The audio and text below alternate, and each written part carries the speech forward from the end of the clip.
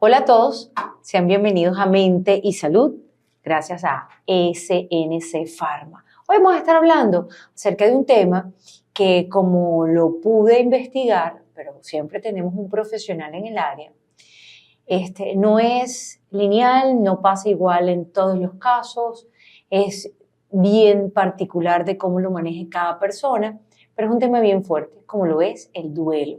Y el duelo no es nada más cuando pierdes a un ser querido. Puede ser el duelo por que perdiste un trabajo, un empleo, el duelo por las mascotas, que hoy en día las mascotas, incluso si antes era doloroso, imagínate ahora donde las mascotas son parte de tu familia, las tratas como hijos. Hay parejas que no tienen hijos y tienen mascotas. Entonces, perder una mascota también es un duelo. Y vamos a comprender un poquito más acerca de este tema, cómo podemos manejarlo, siempre de la mano de un profesional, que es lo más importante. Y el profesional que tenemos hoy aquí es el licenciado Víctor Méndez, quien es psicólogo forense, egresado de la Universidad Central de Venezuela. Víctor, bienvenido, ¿cómo estás? Hola, Georgia, ¿cómo estás? Gracias por Muy la invitación. Bien. Y bueno, aquí atento para poder conversar, para poder de alguna forma tener un panorama distinto, técnico, pero cercano, ¿no? Eso es importante. Comprensible para el resto de las personas. Tú sabes que entre tantas cosas, tanto material que estudié del duelo, que leí del duelo, ciertamente, bueno, hay etapas, se habla de etapas, de diferentes tipos de duelo, pero siempre se cierra cada uno de esos artículos que estuve leyendo, en donde eso es algo muy particular, que el duelo es algo muy particular. Y yo imagino que ustedes como psicólogos se enfrentan eso a diario. O sea, no pueden tratar el duelo como una encuesta, lineal, como llenando casillas, sino que es cada persona algún caso particular. Fíjate, el proceso del duelo, que es un proceso emocional normal, es decir, todo el mundo, todas las personas en algún momento de sus vidas van a sufrir una pérdida. Y la pérdida puede ser... ¿Cómo prefieres, y disculpa que te interrumpa, cómo prefieres que se llame? ¿Pérdida, duelo? O sea, es que el duelo es una reacción emocional ante una pérdida. El duelo no es la pérdida. El duelo es cómo reacciona la persona ante la pérdida. El duelo es un proceso emocional normal que acompaña al ser humano desde el inicio, ¿no? Entonces, siempre vamos a tener la probabilidad o la posibilidad de perder algo, de perder a alguien. Y esto es importante porque no se puede patologizar de una vez al duelo. El duelo no es una enfermedad, el duelo no es algo malo, el duelo no puede ser etiquetado como algo dañino. El duelo es un proceso natural, emocional, que todo ser humano en algún momento va a transitar y muy probablemente va a integrar a su vida. ¿Por qué? Porque la vida no es infinita. Los procesos no son infinitos en el mundo de lo humano.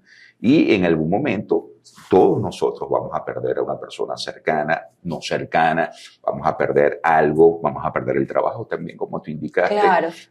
Vamos a tener que mudarse, ir a un lugar, iniciar todo de nuevo, genera un duelo en la persona. Que eso está pasando mucho ahorita, Víctor. El duelo migratorio existe. Exactamente. O el duelo de, tienes a unos familiares mayores, en donde ya a lo mejor esa casa es complicada para ellos, o les tocó irse a otro país, a un espacio más pequeño, y ellos están viviendo ese duelo. Sí, claro que sí.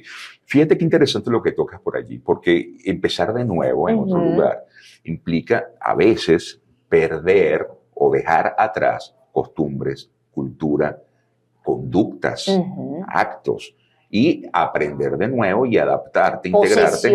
Posesiones. Todo lo que estaba metido en esa gran casa. No, eso genera una respuesta emocional a la persona, bueno, que inicialmente causa mucho dolor, pues. Pero inicialmente causa mucho dolor y la gente puede integrarlo más adelante. ¿Qué sucede? Nosotros siempre tendemos, y la tendencia es asociar el duelo a la pérdida de una persona. Exacto. ¿Sí? Y es lo que genera más dolor, lo que genera más afectación y lo que genera una respuesta emocional mucho más intensa en nosotros.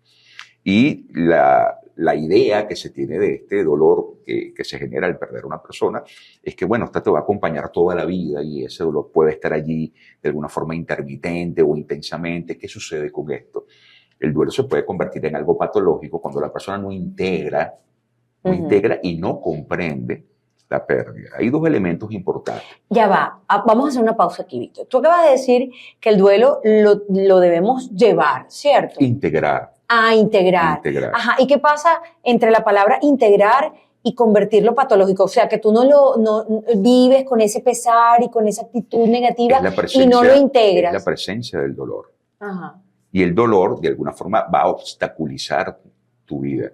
Cuando el dolor te quita calidad de vida, cuando el dolor interrumpe tu vinculación con las personas que no se han ido, con las personas que no han muerto, con las personas que aún están en relación contigo, cuando el dolor no te permite reintegrarte a tu actividad diaria, a tu trabajo, a las cosas que te causaban placer, cuando el dolor hace que tú pervivas en el tiempo las posesiones, las cosas de la persona que se fue o la persona que murió, cuando el dolor no te permite descansar, podemos hablar de un duelo patológico, un duelo que puede durar muchísimos años, inclusive hay personas que tienen 20, 25 años atravesando el proceso del duelo sin integrarlo a su vida. ¿Y cómo lo integramos? ¿Cómo es la parte de integrarlo? Debemos comprender que el duelo que es una respuesta emocional natural, no es algo impuesto, no es un castigo, no es algo que se presenta ante la pérdida para castigarte o para hacerte sentir mal, no, es natural, es normal. ¿Cómo lo integras? Bueno, tú nunca vas a olvidar a la persona que se fue, jamás vas a olvidar lo que perdiste, siempre va a haber un recuerdo y la memorización armónica de lo que ya no está te permite integrar el proceso del duelo a tu vida diaria, es decir, puedes recordar a quien ya no está, puedes recordar lo que ya no existe con cariño, ¿sí? Con armonía, con alegría. No necesariamente tienes que recordar a quien no está o a lo que no está de manera con dolor, triste, con tristeza. Y ese momento, en el momento que tú usas la memoria, el recordatorio, en el momento que tú integras ¿sí? la presencia de quien ya no está, a través de qué, de sus actos anteriores, de las cosas que hizo, de qué produjo. Eso es integrar la memoria de la persona. Bueno, tú convives entonces con ese duelo. No vas a olvidar nunca quién se fue. Claro, porque estuvo allí. Claro, pero lo estás integrando de manera armónica en tu vida. O sea, que pudiéramos decir que ya cuando recordamos una persona, cuando recordamos un lugar, cuando recordamos cuando superamos un artículo, ¿verdad? Una posesión, de manera alegre, pudiéramos decir que ya ahí hemos integrado el proceso del duelo. Y te lo digo integrar porque recordar con dolor es reavivar el proceso de duelo constantemente. Y no tiene sentido. ¿Qué significa esto? No solamente tenemos que reconocer que emocionalmente vamos a tener respuestas ante un proceso tan doloroso que puede ser la pérdida de alguien, pero también cognitivamente, y eso es un concepto bien interesante, lo emocional y lo cognitivo siempre está en conjunto. Pues. Yo comprendo qué está sucediendo, yo tengo comprensión, yo entiendo que nada es infinito. Yo llego a comprender de que todo tiene un final, de que las cosas tienen un término. Y yo entonces puedo responder emocionalmente a eso que yo comprendo. Cuando no hay comprensión, cuando no hay entendimiento, cuando la gente no puede tener respuestas ante el suceso que generó tal dolor, bueno, la emoción siempre se va a magnificar en ese momento. Claro.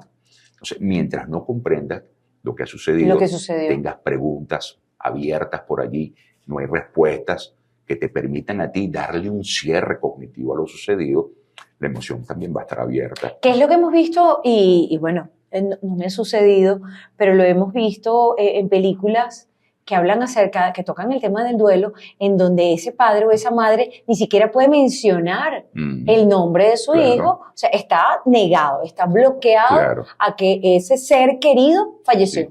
Sí, hay algunos subprocesos, lo que se llaman los subprocesos que acompañan el proceso del duelo, ¿no? Y no se dan linealmente, como bien tú indicaste al inicio de esta conversación, ¿no? ¿Por qué no se dan linealmente? Porque el duelo que son las que llaman las etapas del duelo. Sí, eso no es una plantilla que tú le colocas a la persona. ¿no? Y que voy pasando por la etapa 1, voy pasando por la etapa 2. Me falta la 2, ya va. No te saltes para la 5, acuérdate que tienes que pasar la 3 y la 4. No, así no funciona. Así no funciona. ¿De qué depende de eso? Pues de muchísimos factores que tienen que ver con el tipo de vinculación que tenías tú con la persona que ya no está, o con el hecho que ya sucedió, o con la cosa que perdiste. Claro. Cómo te vinculabas con eso, cómo fue tu desarrollo, cómo es tu desarrollo emocional, cómo es tu historia familiar. todos estos factores, de qué cultura provienes tú, importante. Si estás o no, cuál cultura está más preparado o no para el duelo. Exacto, o para la muerte. O para la muerte, que es algo que no, es una frase tan trillada, la frase de que lo único seguro que tenemos en esta vida es que nos vamos a morir. Sí. Y esa frase la tenemos, pero no somos conscientes de eso. O sea, la sabemos, pero no somos conscientes de eso. Lo que sucede es que cuando la muerte es un proceso natural, que lo es, pero cuando la muerte se hace antinatural, es decir, que es causada por un evento, por una persona, por una omisión, por un acto, y este acto, omisión o persona causa la muerte de alguien o la pérdida de algo, bueno, esto se hace antinatural. Y los procesos antinaturales generan respuestas emocionales diferentes, más fuertes, más intensas, y que tienen menos capacidad de ser comprendidas. Entonces la gente siempre se pregunta, oye, ¿por qué me sucedió esto a mí? ¿Por qué le pasó a esta persona? O sea, ¿por qué acaba de suceder? Yo quiero respuestas acerca de esto. Y mientras esas respuestas no lleguen y las preguntas estén abiertas y el proceso del duelo está allí constantemente, bueno, la cosa se problematiza. Entonces, la gente se niega ante lo que está sucediendo, la gente se molesta, ira, la gente de repente empieza como a negociar consigo mismo y con el recuerdo de lo que está pasando, la gente acepta lo que está sucediendo. Claro. Esas son como las etapas que la gente debe o tendría que pasar. No, la gente no debe pasar por esas etapas. Es posible que tú tengas que enfrentarte, ¿sí?, a revivir todo lo sucedido, a convivir con esas etapas y después integrarlas pues a tu vida. Claro. ¿Los duelos son diferentes dependiendo de lo que pierdas o dependiendo de la capacidad de la persona que lo pierde? Es decir, el duelo de perder un empleo, el duelo de perder una mascota, que ahorita, repito, forman parte importantísima de muchas familias y de muchas personas. El duelo de perder algo, una posesión que te costó mucho, o sea, o un ser querido, va a depender de lo que pierdas o de la capacidad que tenga la persona de adaptarse. Por ejemplo, hablamos de duelo. Todo el mundo decía, Georgia, ¿ya pasaste tu duelo? Sí. Tuve 24 años, 24 años trabajando por una empresa. Y no por motivos de la empresa, sino por motivos externos, ya no está allí. Ya no tengo ese empleo. Eso genera duelo. Claro. Tienes una vida completa aquí. Una vida, personas, una rutina además. Ajá. Pero hay algo importante que es lo que te hace sentir, porque el duelo es una respuesta emocional, por eso te digo, te hace sentir más que comprender. Es cómo te vinculabas a eso que perdiste. No tiene que ver tanto con la capacidad, que es importante, ¿no? Cómo estás cognitivamente, cómo estás afectivamente, tienes conservados tus procesos psicológicos. ¿A quién tienes en tu entorno? Estás deteriorado. ¿Quién te acompaña en esto?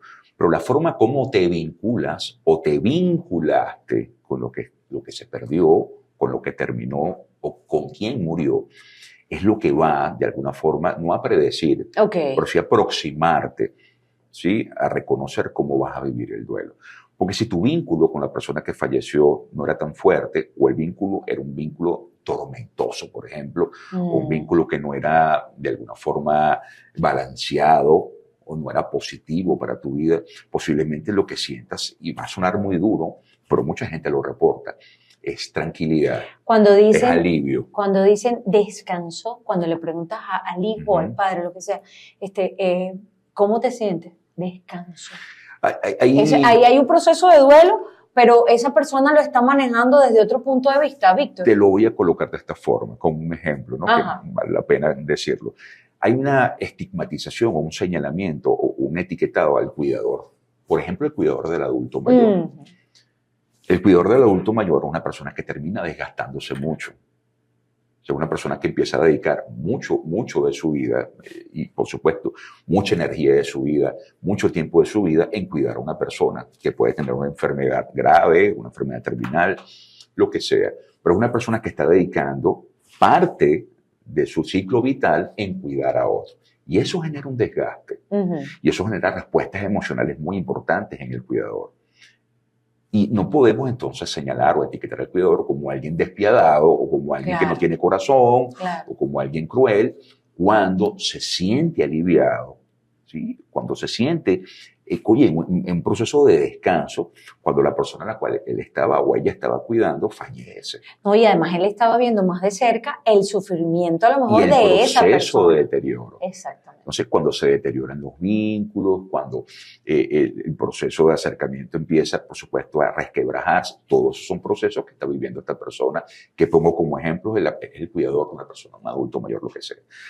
Entonces, fíjese cómo se vive ese duelo, claro, y cómo es el proceso emocional, que muchos reportes te lo indican. Me siento, por fin voy a descansar. Y no lo dice de mala manera, no lo dice en tono de burla, y no lo dice acusando a la persona que fallece como una carga o como alguien que está causando un daño, sino que el alivio es real. ¿Y eso es un preduelo? No es un preduelo, no es un preduelo, pero tú sabes... Sobre todo cuando esa persona está preparada o está viendo ese desgaste, ¿eso es un preduelo? No. Es que muchos no están preparados para el desgaste que están recibiendo. Entonces, tienes un síndrome, que es el síndrome del desgaste del cuidador. Que no lo prepara para el duelo. Para nada. Sí.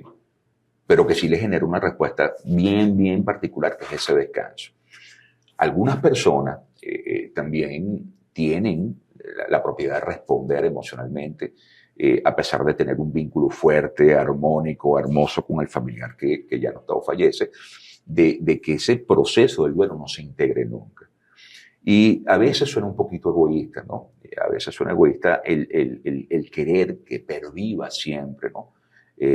La presencia de la persona, los actos de la persona, sus conductas, y no integrar memorísticamente o a nivel de la historia que te queda en la memoria de esa persona, sino intentar revivir constantemente la vida de esa persona cuando ya no está. Claro. Eso se hace patológico. Tú llegas a lugares donde ven personas que sirven la mesa, por ejemplo, y hay un plato de comida. Hay un espacio, hay un espacio que no se puede tocar. El cuarto está intacto, la ropa está intacta. ¿Y eso es normal, Víctor? No es normal. Se hace patológico cuando eso que tú estás haciendo ahí se convierte en un ritual constante y empieza a interrumpir tus vínculos con las personas que están vivas. Claro. Entonces, cuando el duelo y ese proceso del duelo no se integra, sino que permanece activo, permanece muy activo, cuando es muy intenso, va a interrumpir tus vínculos con otras personas. Y va a venir la queja del otro que está vivo. Mira, tienes un hijo aquí que tienes que atender, tienes un esposo, tienes una mamá, un grupo de personas que te necesitan, por ejemplo. Son algunos de los reportes que uno escucha cuando uno está frente a la presencia de un duelo patológico. Y cuando la persona comienza a integrar el proceso del duelo, quiere decir que poder recordar no significa de alguna forma no presentarle la memorabilia importante a esa persona que ya está. Claro. O sea, honrarlo no significa tener presencia constante de quién era esa persona. Que existe una memoria importante de los vínculos que existían es suficiente para que haya una honra a quien ya no está. Y eso permite hacer una integración un poquito más estable, más balanceada, y permite entonces comprender también que otras personas que están alrededor de ti también sienten duelo. Claro. En tu experiencia como psicólogo forense, que es bien fuerte y además está relacionado con la muerte, ¿cuál es el duelo más difícil de llevar? ¿El de la persona que muere pues de manera natural? ¿El de la persona que muere por manera accidental? ¿El de los padres? ¿El de los hijos? Todos son complicados. Cuando se te muere un hijo, cuando se te muere un padre. Todos son complicados dependiendo de la forma del vínculo que existía en la persona que tiene la pérdida. Yo no puedo indicar que uno es más importante que el otro, porque sería de alguna forma quitarle importancia a la persona que siente el duelo. Claro. Entonces, si yo digo el más doloroso es y alguien dirá, bueno, pero yo tuve un duelo distinto y yo me siento igual de mal. ¿Qué quiere decir? Que yo estoy exagerando mi duelo. Claro. Por eso es que el tipo de vínculo que existía con la pérdida y con lo que se perdió o quien ya no está, es lo que te va a indicar lo fuerte, lo intenso que va a ser el duelo. Pero tocaste un punto importante. Hay muertes antinaturales. Antinaturales, que tienen que ver con la muerte violenta, una muerte ilegal, una muerte por accidente, una muerte que no sigue el curso natural de la vida, que es el deterioro, por la vejez, y que tiene que ver con el deterioro de nuestras células, porque no somos infinitos, por supuesto. Pero cuando interviene una persona activamente en quitarle la vida a otro, o cuando hay un accidente, cuando hay algo imprevisto, o cuando muere un hijo antes que los padres, podemos hablar de una muerte antinatural. Porque ¿qué es lo natural? Bueno, que los padres mueran primero que los hijos por un proceso de envejecimiento que no se va a detener nunca.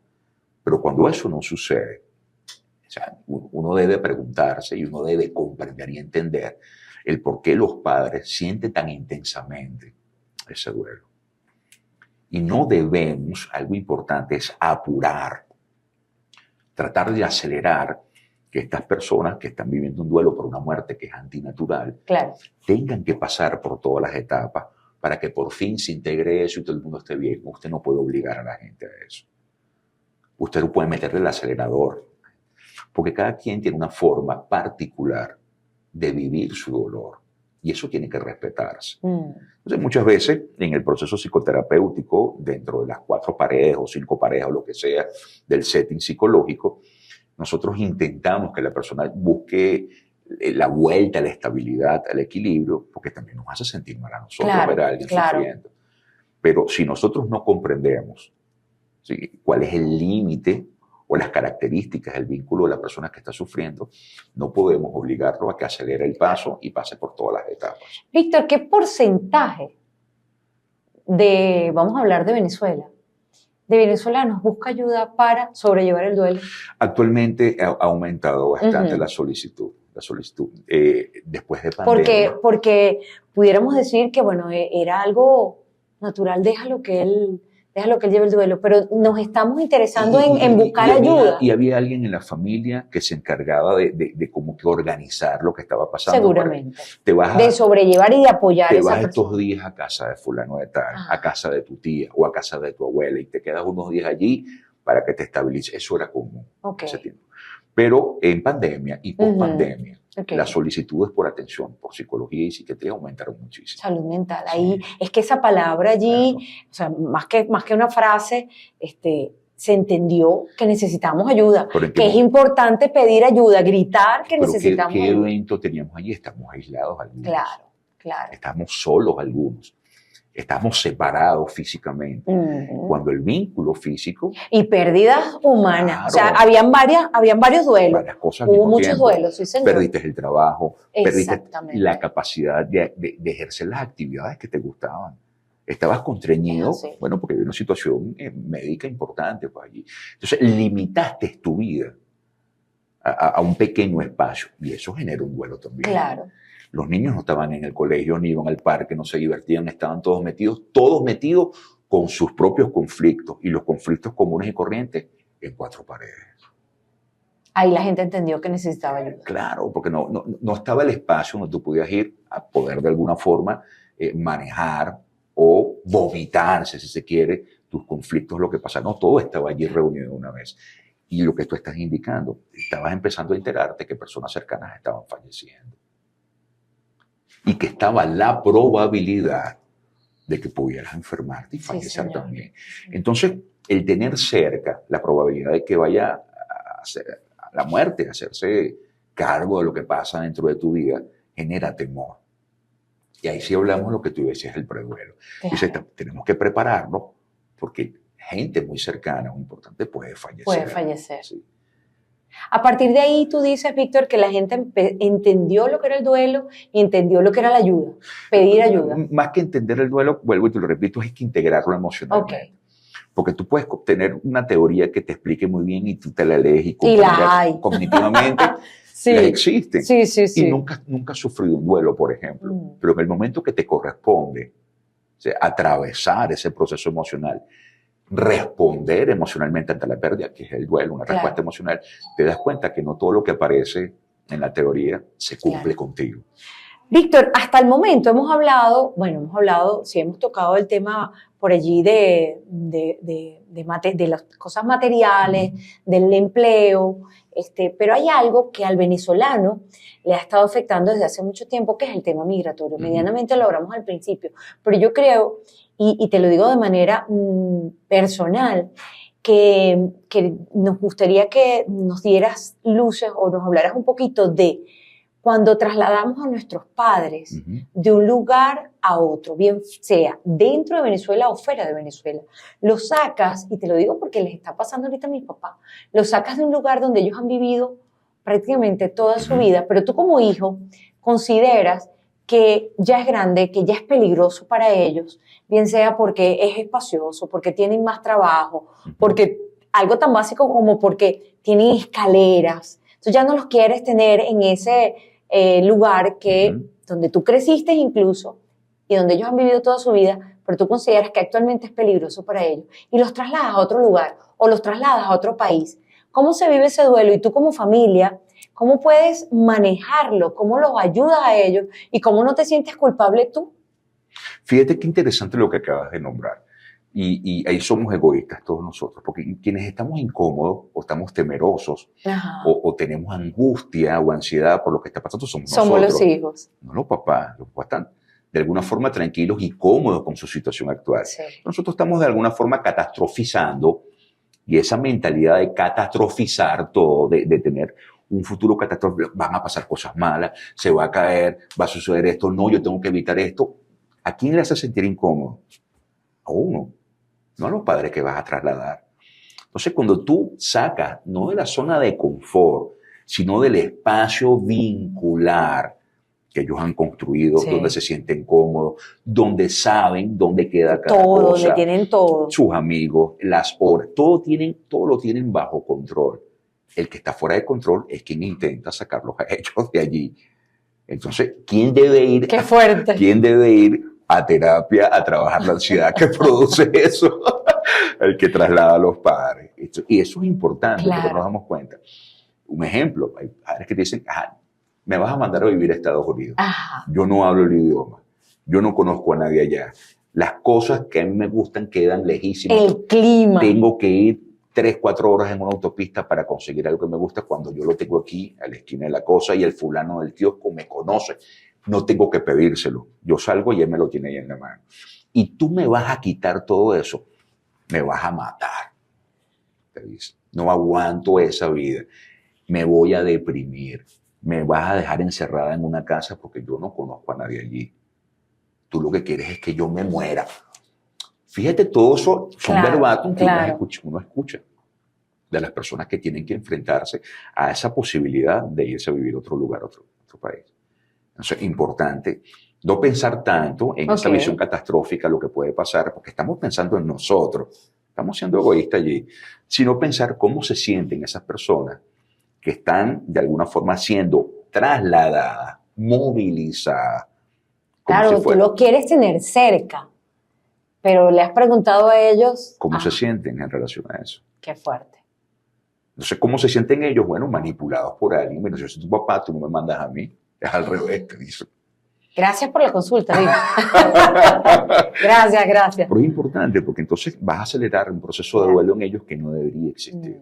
Porque se lo vas a implantar para evitar el dolor que tú tienes que manejar desde otro espacio. Entonces, cuando nosotros empecemos a reconocer que esos temores, esa ansiedad que nos generan, y está bien, esta preocupación del bienestar de nuestros seres queridos, debemos manejarlas nosotros en un espacio particular y no trasladar la angustia o la ansiedad, ¿sí? O creer que va a eliminarse o va a desaparecer movilizándolos ellos de un espacio a otro. Claro. Porque vamos a crearle un duelo que no tendría que estar allí. Sí, y es verdad. ¿Qué es lo más absurdo que has escuchado en tu vida como psicólogo con respecto al duelo? ¿Cuál es el mito de lo más absurdo que tú has escuchado? No hay nada absurdo. Decir que hay algo absurdo o que alguien ha exagerado o que alguien ha emitido desde lo emocional, una respuesta emocional del duelo ante una pérdida, es faltarle el respeto a esa persona. Quizás hay pensamientos muy primitivos con relación a la muerte, quizás hay pensamientos muy fantasiosos, hay muchas fantasías en torno a la muerte, hay mucha mitología, pero eso se debe respetar. O sea, yo no puedo venir y decirle a alguien, pero ya va usted, o sea, aparte que tiene el duelo, usted como que está loca, que está pensando, creyendo en esto, eso no es así, y darle una cátedra completa. ¿Qué estoy haciendo yo allí? Estoy atendiendo la necesidad de equilibrio emocional de esa persona, no. Yo estoy tratando de darle una instrucción técnica cuando la respuesta que está teniendo esa persona no es técnica, es emocional. O sea, muchas veces no tengo que explicar nada y eso no se entiende. La compañía en silencio muchísimas veces genera terapéuticamente bienestar en una persona que está atravesando el proceso del duelo. ¿Qué es la compañía silenciosa? ¿Qué es lo que tú acabas de decir? No siempre tenemos algo que decir. Mucha gente se queda como muy frenada, o mucha gente siente mucha ansiedad cuando va a una funeraria, por ejemplo, o tiene que visitar una casa donde hubo una pérdida reciente. Y la gente dice, bueno, yo no voy a ir. ¿Qué voy a decirle yo a esa persona? No sé qué decirle. Yo también me siento mal. Me voy a quedar trancado. ¿Por qué tienes que decir algo? Un abrazo. Porque tenemos quizás ni siquiera un abrazo, quizás tu presencia es alivio suficiente. Porque la persona que está en el proceso de duelo no nos ha dicho, no nos ha dado una lista de necesidades para nosotros suplirlas. Y si la inventamos, y si nosotros nos inventamos la lista de cosas para darle a la persona que tiene el duelo, no, quizás metamos la pata. Que pudiéramos entonces, si yo te pregunto, ¿cuáles son las herramientas para sobrellevar un duelo? ¿No hay herramientas? Sí hay herramientas, pero no son una técnica como una lista de supermercado que vas a aplicar. Y que, como hablamos al principio, del 1 al 4, seguido. No te puedes saltar al 3, porque si no vas a las etapas. Acuérdate. No. Y uno va dándose cuenta, uno ve la respuesta emocional. Nosotros no somos cosas, nosotros no somos muebles, nosotros somos personas y tenemos la capacidad de poder percibir e identificar cómo es la respuesta emocional de alguien. Y verás que un día vas a una funeraria o vas a acompañar a una persona o vas a visitar a alguien que tuvo una pérdida reciente, y el hecho de que cuando esa persona te ve que vas llegando, tú te das cuenta si tú estás generando un alivio o no en esa persona, o estás generando un peso o algo incómodo. Y uno toma la decisión, uno decide ¿sí? qué hacer allí. Pero uno se da cuenta, no es algo que es sexto sentido, que tenga una intuición, no, uno observa la reacción emocional del otro. Y la mayoría de las veces, cuando te ven llegando o vas a la visita, estás allí, es mucho alivio, sin necesidad de que digas nada. Un abrazo, sin decir nada, sentarte, tomarte un café con esa persona, puede abrir la puerta, que esa persona empiece a exteriorizar cosas que debe conversar, que debe elaborar, que debe integrar. Y esa conversación simple con ese café, de repente es más terapéutica. Ojo, no estoy hablando mal de mi profesión y tampoco estoy sustituyendo lo importante que se ve en el setting de la atención psicológica, ¿no? Pero muchas veces un acto sencillo de amabilidad genera mucho bienestar en otro. Cuando te dije de herramientas, me dijiste sí existen herramientas. Sí, ¿Cuáles claro son esas herramientas? Por ejemplo, una herramienta importante cuando tú te das cuenta o la persona decide ir o alguien la impulsa o la lleva o le dice, mira, tienes que ir al psicólogo porque te estás comportando de forma extraña y algo te duele. Una de las herramientas es hacerle comprender a la persona de que ella no tiene la culpa de la muerte. A menos que tú hayas causado activamente la muerte de la persona. O que tu omisión, o que hayas dejado de hacer algo y eso haya causado la muerte de la persona. Pero cuando eso no es así, la gente debe empezar a comprender que la muerte es un proceso natural. Es un proceso que va a suceder en algún momento y que nosotros no tenemos, a menos que pase lo que te estoy indicando, no tenemos la responsabilidad de que eso ¿sí? haya sucedido. O sea, no es nuestra culpa. Y poder admitir y de alguna forma integrar el proceso de la culpa, el proceso de cura inicial.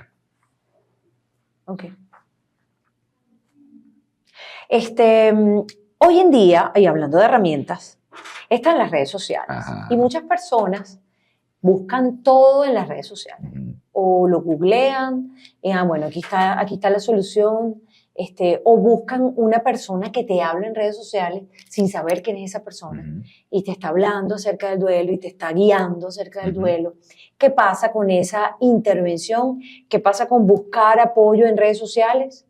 Mire, uno de los procesos importantes es la identificación que tienen las personas con quien está hablando en las redes sociales. Cuando alguien se siente identificado o alguien siente o cree, bueno, esta persona sabe lo que me está sucediendo a mí, por lo tanto sabe de lo que está hablando, cometemos un error grave de percepción. ¿Sí? Y un error cognitivo, pues los errores cognitivos están allí.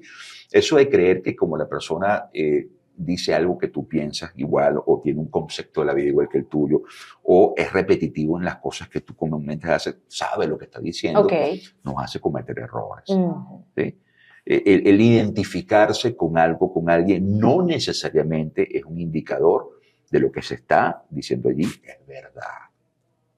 Eso es importante que lo hablemos. Claro, pues mucha gente dice, ¿qué va a saber usted de la muerte si usted nunca se le ha muerto nadie? Entonces el experto soy yo, que se me han muerto 20. Entonces yo puedo hablar con propiedad de qué es la muerte y cómo se siente. Entonces uno dice, bueno, usted tiene 20 pérdidas y todas las está sufriendo intensamente. Eso es algo patológico allí. Claro. O no lo sabemos. Claro. O sea, no podemos sacar conclusiones a priori de algo de lo cual nosotros no hemos certificado como verdad. No sé, yo he visto por allí que se preparan, tienen unas presentaciones espectaculares y tienen buen sonido y tienen buena iluminación y se visten bien y hablan con mucha propiedad. Pero el contenido, cuando uno hace una revisión exhaustiva, una revisión bastante intensa, se da cuenta que es superficial. Claro. O sea, no todo lo que aparece en Google o en las redes sociales en YouTube, es verdad.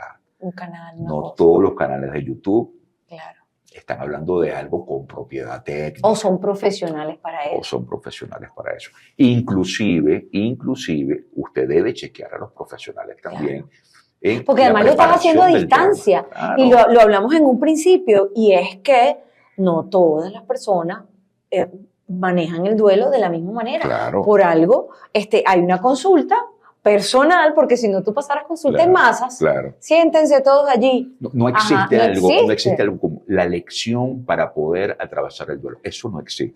Si usted llega a ver en YouTube o en cualquier canal, en TikTok, lecciones del uno, el abecedario. El duelo de la A a la Z. No, el duelo para dummies. Apague el teléfono celular, borre ese canal, salga de allí. Claro, eso no existe. Claro.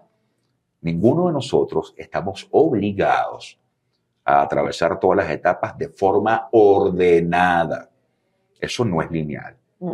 Recuerden, es un proceso emocional. Y los procesos emocionales, el duelo, los procesos emocionales, no se exponen ni se expresan de forma lineal y explicada. Claro. Se dan de forma emocional. Víctor, yo te conté mi duelo. Sí. Y es que, bueno, después de 24 años trabajando para una empresa a la cual amo, me tocó ya no estar en esa empresa. ¿Has vivido un duelo? Claro que sí. Perdí a mi padre, he perdido mascotas, he perdido trabajos, he tenido que renunciar y no perder para poder tener nuevas responsabilidades. He tenido que limitar el disfrute de la vida por asumir responsabilidades. Claro.